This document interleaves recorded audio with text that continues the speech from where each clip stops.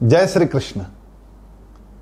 भगवत गीता का दूसरा अध्याय, जिसे सांख्य योग के नाम से जाना जाता है, उस अध्याय में भगवान बार बार अर्जुन से एक ही बात कर रहे हैं और भगवान कहते हैं कि तुझे अपने मन की स्थिति में परिवर्तन लाना होगा।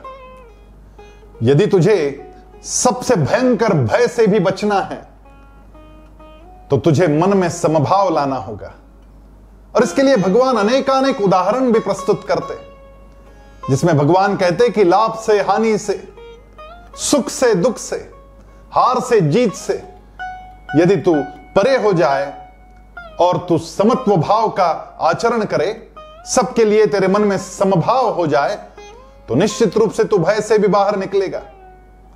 भगवान यहां पर एक बहुत सुंदर श्लोक कहते, भगवान कहते हैं, नेहाभिक्रम नाशोस्ति प्रत्यवायो न विद्यते स्वल्पमप्यस्य धर्मस्य त्रायते महतो भयात्। यदि महाभयंकर भय से मुक्ति पानी हो तो क्या करना होगा? स्वल्पमप्यस्य धर्मस्य, धर्म की राह पर चलना होगा।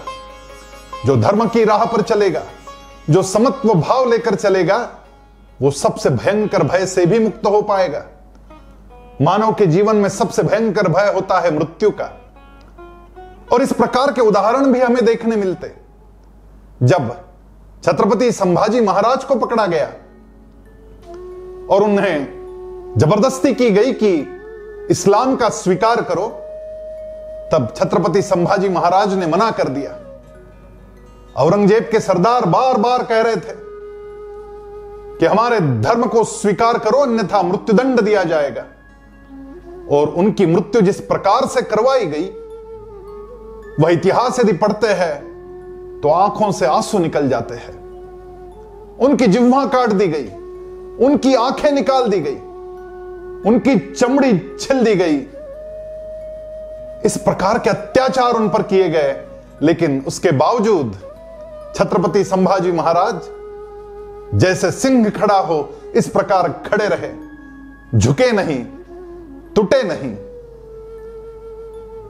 गुरु गोविंद सिंह के चारों पुत्र और खास करके उनके दो छोटे पुत्र जोरावर सिंह और फतेह सिंह, जोरावर सिंह की उम्र थी 9 वर्ष की और फतेह सिंह केवल 7 वर्ष का था।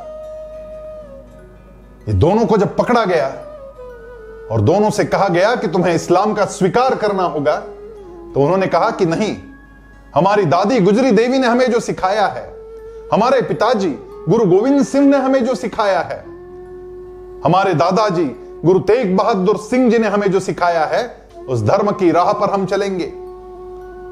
आपको जो करना है कर ले। उन दोनों छोटे छोटे बच्चों को चारों तरफ से दीवारें खड़ी करते करते दीवारों के अंदर चिन दिया गया। इतनी भयंकर मृत्यु, लेकिन दोनों सिंह के जैसे खड़े थे, जोरावर सिंह और फतेह सिंह। जब दीवार छोटे भाई की गर्दन तक आई, तब बड़े भाई के आंखों से आंसू निकल गए। तो छोटा भाई बड़े भाई से पूछता है, क्यों भैया, डर गया मृत्यु से? तेरे आंखों में ये आंसू कैसे?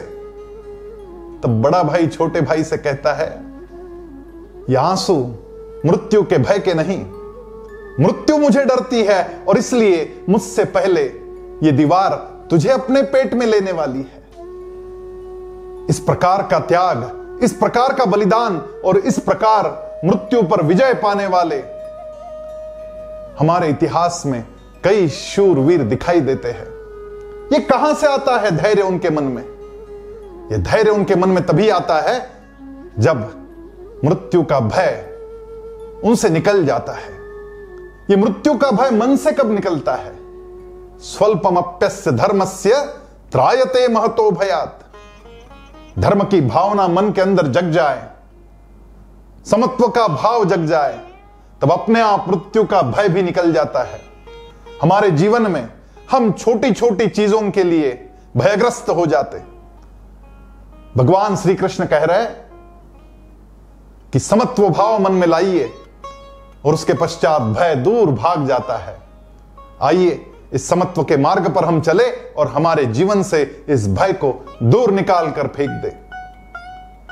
समत्व के मार्ग पर, संस्कृति के मार्ग पर, सम्यक कृति के मार्ग पर आगे बढ़ते जाए।